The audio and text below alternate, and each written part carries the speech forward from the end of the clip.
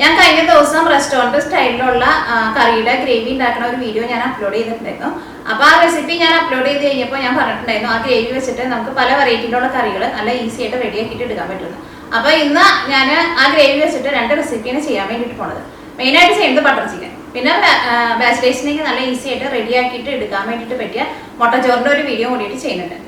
അപ്പോൾ ആ ഗ്രേവിയുടെ വീഡിയോ കാണാത്തവരുണ്ടെന്നുണ്ടെങ്കിൽ ആ റെസിപ്പിയും കൂടിയിട്ട് കാണാൻ വേണ്ടിയിട്ട് മറക്കരുത്.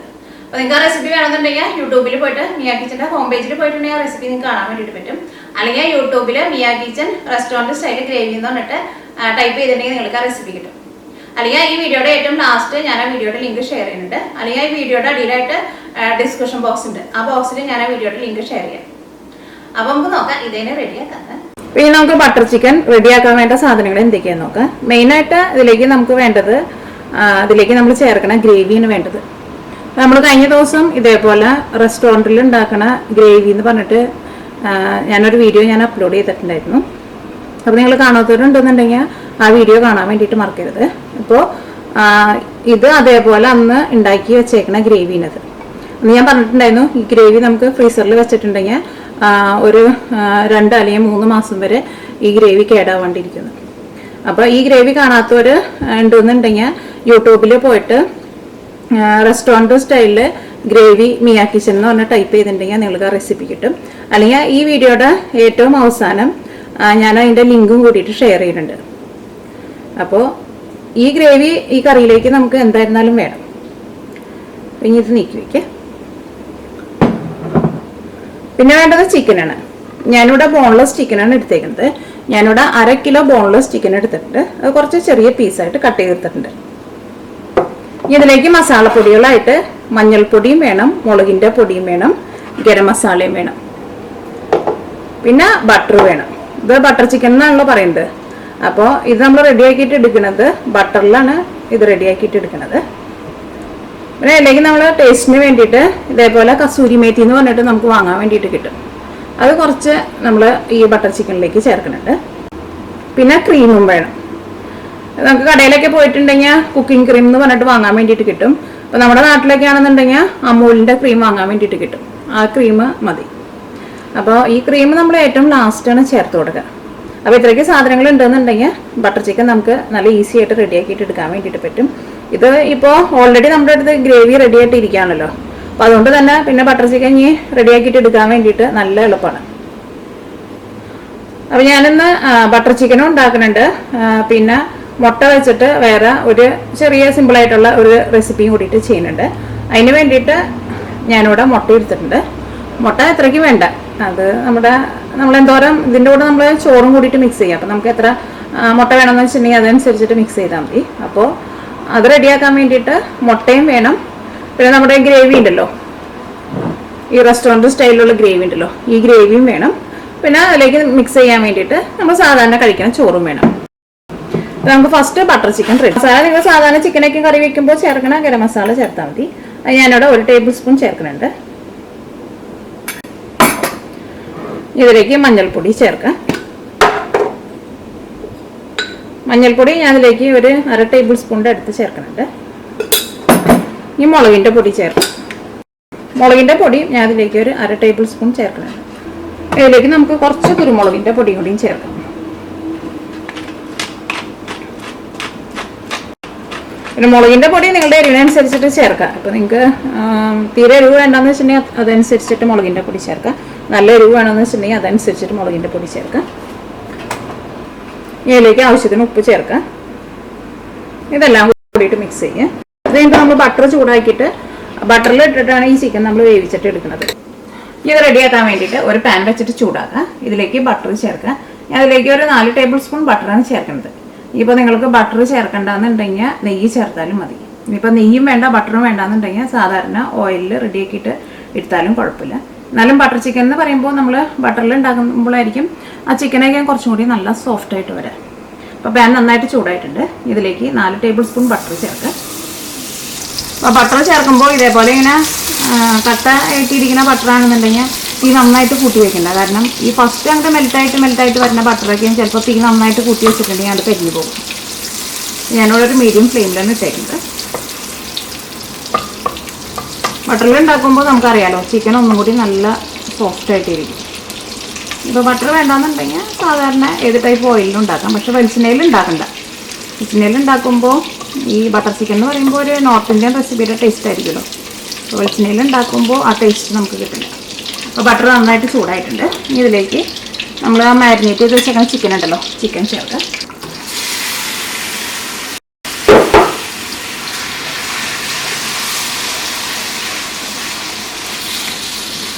തീ നന്നായിട്ട് കൂട്ടിയിട്ട് ഞാൻ ഇതേപോലെ ഇത്രയ്ക്ക് എടുത്തിട്ടുണ്ട് കസൂരി മേത്തി. ഇതേപോലെ എല്ലാ വിരലുകളും കൂടിയിട്ട് ഇതേപോലെ കസൂരി മേത്തി കൂടി ചേർത്തിട്ടുണ്ടെങ്കിൽ ബട്ടർ ചിക്കന് നല്ല ടേസ്റ്റ് ആയിരിക്കും. കസൂരി മേത്തി എന്ന് വെച്ചിട്ടുണ്ടെങ്കിൽ ഉലുവയുടെ ഇല ഉണക്കി എടുത്തതാണ്. അപ്പോൾ ചിലർ ഇങ്ങനെ കസൂരി മേത്തി ഞാൻ ഉലുവയുടെ ഇല ഉണക്കി എടുത്തതാന്ന് പറയുമ്പോൾ ചിലർ ചോദിക്കാറുണ്ട് അപ്പോൾ ഉലുവ ചേർത്താൽ മതിയൊന്ന്. ഉലുവ ചേർക്കരുത്. ഉലുവ ചേർത്തിട്ടുണ്ടെങ്കിൽ ഭയങ്കര കയ്പ്പായിരിക്കും. ഉലുവയ്ക്കും ഉലുവയുടെ ഇലയ്ക്കും തമ്മിൽ ടേസ്റ്റിന് ഭയങ്കര വ്യത്യാസമുണ്ട്. അപ്പോൾ ചിക്കൻ നന്നായിട്ടൊന്ന് ചൂടായിട്ടുണ്ട്. ഈ തീ പതുക്കെ ഒന്ന് കുറച്ചിട്ട് മൂടി വയ്ക്കുക. അതുകഴിഞ്ഞിട്ട് നിങ്ങൾ ഇടയ്ക്ക് ഇളക്കിയിട്ട് കുടയ്ക്കുകയും വേണം. ഇപ്പോൾ നല്ല ഡ്രൈ ആയിട്ട് വന്നിട്ടുണ്ട്. ചിക്കനും വെന്തിട്ടുണ്ട്. അപ്പോൾ പുതിയതായിട്ട് കുക്ക് ചെയ്യുന്നവർക്ക് ചിലപ്പോൾ സംശയം ഉണ്ടാകും ചിക്കൻ വെന്തോന്ന് എങ്ങനെയാണ് അറിയാമെന്ന്. ഒന്നല്ലെങ്കിൽ ഒരു കഷ്ണം എടുത്തിട്ട് കഴിച്ച് നോക്കാം. അല്ലെങ്കിൽ നമ്മൾ ഇതേപോലെ ചിക്കൻ്റെ പീസ് എടുത്തിട്ട് ഇതേപോലെ ജസ്റ്റ് ഇങ്ങനെ ഒന്ന് പ്രസ് ചെയ്യുമ്പോൾ ഇത് കണ്ടോ, ഇതിപ്പോൾ ഇങ്ങനെ പെട്ടെന്ന് ഇതിങ്ങനെ വിട്ടു പോരുന്നുണ്ട്. ഒരു ചിക്കൻ വെന്തിട്ടുണ്ട്. ഇതേപോലെ ഇങ്ങനെ നല്ല ഡ്രൈ ആയിട്ട് വരികയും ചെയ്യണം. ഈ ബട്ടറൊക്കെ ഒന്ന് ചെറുതായിട്ടൊന്ന് തെളിഞ്ഞ് വന്നിട്ടുണ്ട്. ഇനി ഇതിലേക്ക് നമ്മൾ നേരത്തെ ഉണ്ടാക്കി വെച്ചേക്കുന്ന ഗ്രേവി ഉണ്ടല്ലോ, ആ ഗ്രേവിനെ നമ്മൾ ഇതിലേക്ക് ചേർക്കാൻ വേണ്ടിയിട്ട് പോകുന്നത്.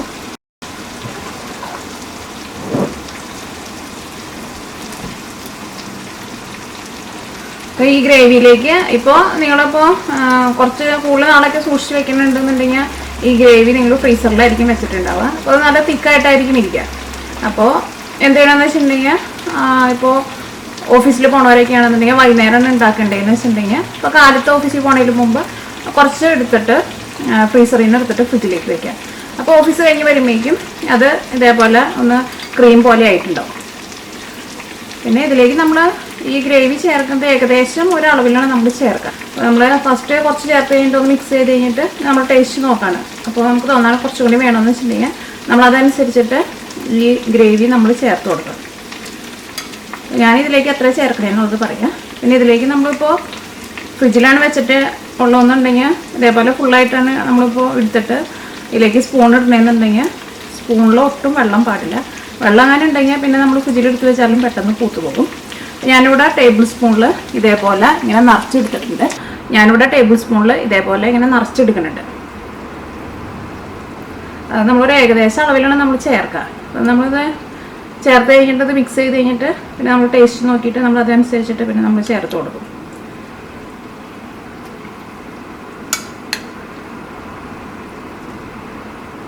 അപ്പോൾ ഇതിലേക്ക് ഒരു 5 ടേബിൾ സ്പൂൺ മതിയാവും. അപ്പോൾ ഒരു 1/2 കിലോ ചിക്കനാണ് നിങ്ങൾ എടുക്കണമെന്നുണ്ടെങ്കിൽ ഒരു ഏകദേശം ഒരു 5 ടേബിൾ സ്പൂൺ ഇതേപോലെ ഇങ്ങനെ നിറച്ച് ചേർക്കാം. പിന്നെ ബാക്കിയുള്ളത് ഞാനിവിടെ ഇതേപോലെ ഇങ്ങനെ കവർ ചെയ്തിട്ട്, ഇപ്പം ഞാനിതിപ്പോൾ അധികം ദിവസം വെക്കണില്ലല്ലോ. ഞാനിപ്പോൾ ഇത് വെച്ചിട്ട് ഇനി നെക്സ്റ്റ് ഡേ നിങ്ങൾ വേറെ കറികൾ റെഡിയാക്കിയിട്ട് കാണിക്കും. അപ്പം ഇത് ഞാനിവിടെ ഇനി ഫ്രിഡ്ജിലേക്ക് എടുത്ത് വെക്കാൻ വേണ്ടിയിട്ട് പോകണം. പുറത്തേക്ക് അധികം നേരം വെക്കണ്ട, എടുക്കണ നേരത്ത് മാത്രം എടുത്താൽ മതി. ഈ തീ നന്നായിട്ട് കൂട്ടി വയ്ക്കാം.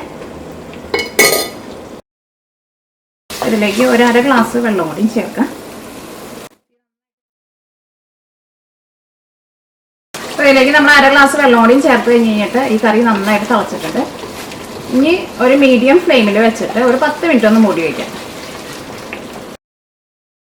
ഒരു 5 മിനിറ്റ് കഴിഞ്ഞ് കഴിയുമ്പോൾ ഒന്ന് ഇളക്കിയിട്ട് കൊടുക്കണം.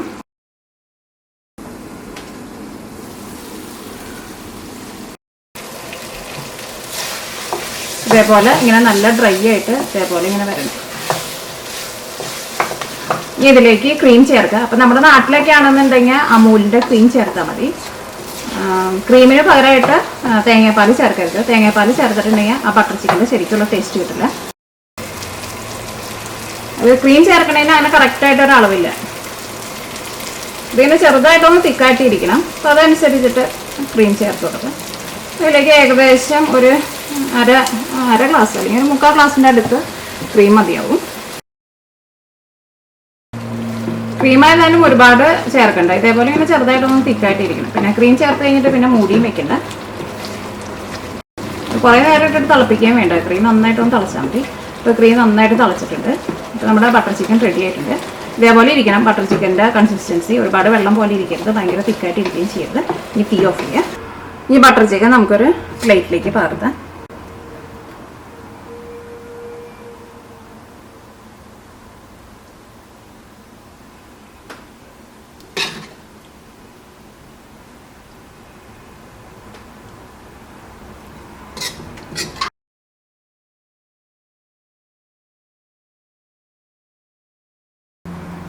അപ്പോൾ നമ്മുടെ റെസ്റ്റോറൻറ്റ് സ്റ്റൈലിലുള്ള ബട്ടർ ചിക്കൻ റെഡി ആയിട്ടുണ്ട്. അപ്പോൾ ഈ ബട്ടർ ചിക്കൻ റെഡിയാക്കാൻ പോണതിന് മുമ്പ് നിങ്ങൾ ആ ഗ്രേവി ഉണ്ടാക്കണ വീഡിയോ കാണാത്തവരുണ്ടെന്നുണ്ടെങ്കിൽ ആ വീഡിയോ കാണാൻ വേണ്ടിയിട്ട് മറക്കരുത്.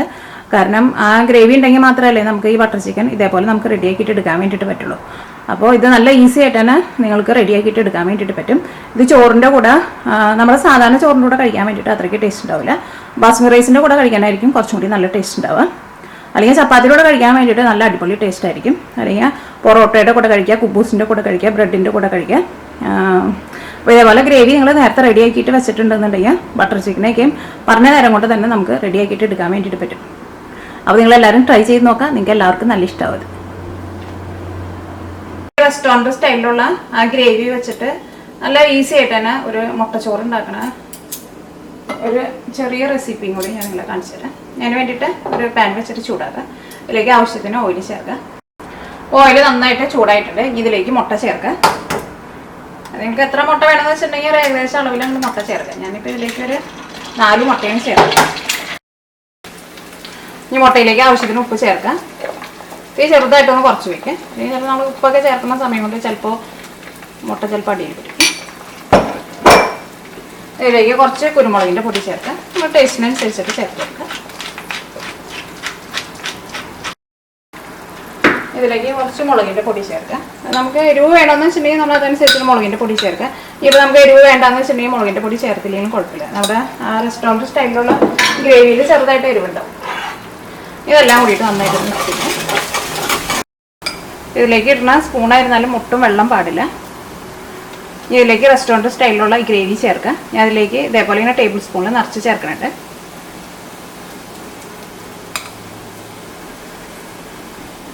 അതിലേക്ക് 2 ടേബിൾ സ്പൂണിന് ചേർത്തിട്ടുണ്ട്. ഇതിലേക്ക് നമുക്ക് അധികം ഈ ഗ്രേവി വേണ്ടി വരില്ല, ഒരുപാട് ചേർക്കണം. ഒരു 4 മുട്ടയൊക്കെ എടുത്തിട്ടുണ്ടെങ്കിൽ ഒരു 2 ടേബിൾ സ്പൂൺ നിറച്ച് ചേർത്താൽ മതി. ഇത് മുട്ടയുടെ കൂടെ ഇത് നന്നായിട്ടൊന്ന് മിക്സ് ആവണം. ഇതിലേക്ക് ചോറ് ചേർക്കുക. നമ്മൾ സാധാരണ കഴിക്കുന്ന ചോറ് ചേർക്കുക. അതിനങ്ങനെ കറക്റ്റായിട്ടൊരു അളവില്ല കേട്ടോ. നമുക്ക് എന്തോരം വേണമെന്ന് വെച്ചെങ്കിൽ അതനുസരിച്ചിട്ട് ചേർക്കാം.